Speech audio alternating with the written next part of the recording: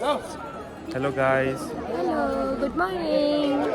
તો અત્યારે અમે ડોલેશ્વર મહાદેવ મંદિરના દર્શન માટે આવ્યા છીએ કે જે આવ્યું છે કાઠમંડુથી 35 મિનિટના રસ્તે ભક્તાપુર કરીને એક જગ્યા છે એની અંદર.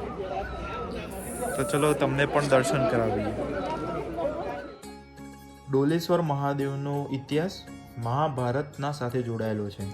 મહાભારતમાં કુરુક્ષેત્રમાં પાંડવોએ તેમના પિતરાઈ ભાઈ એટલે કે કૌરવોને હરાવી તેમને મારી નાખ્યા હતા.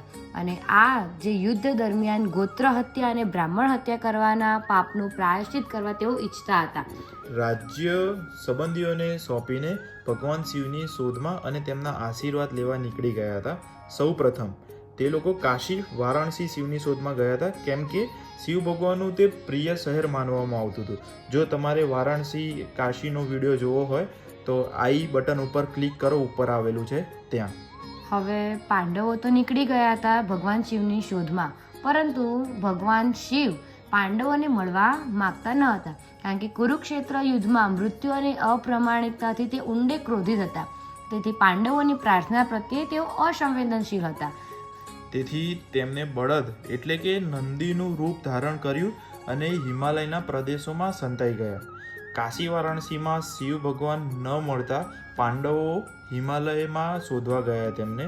અને ભીમ એ વખતે બે પર્વતની વચ્ચે ઊભો રહીને ભગવાન શિવને શોધતા હતા. ત્યારે જ તેમની નજર પડે છે, એટલે કે ગુપ્ત કાશી નજીક એક બળદને તેઓ ચરતો જોવે છે. અને ભીમ તરત જ બળદને શિવજી તરીકે ઓળખી લે છે અને તેઓ બળદની પૂંછડી અને પાછળના ભાગથી પકડી લીધો. અચ્છા, અને તે પછી તે સમયે શિવ ભગવાન જમીનમાં અદૃશ્ય થઈ જાય છે અને પાછળથી કેદારનાથમાં ખુંદ ઊભા થાય છે. શિવ ભગવાનના હાથ તુંગનાથમાં દેખાય છે, તેમનો ચહેરો રુદ્રનાથમાં દેખાય છે.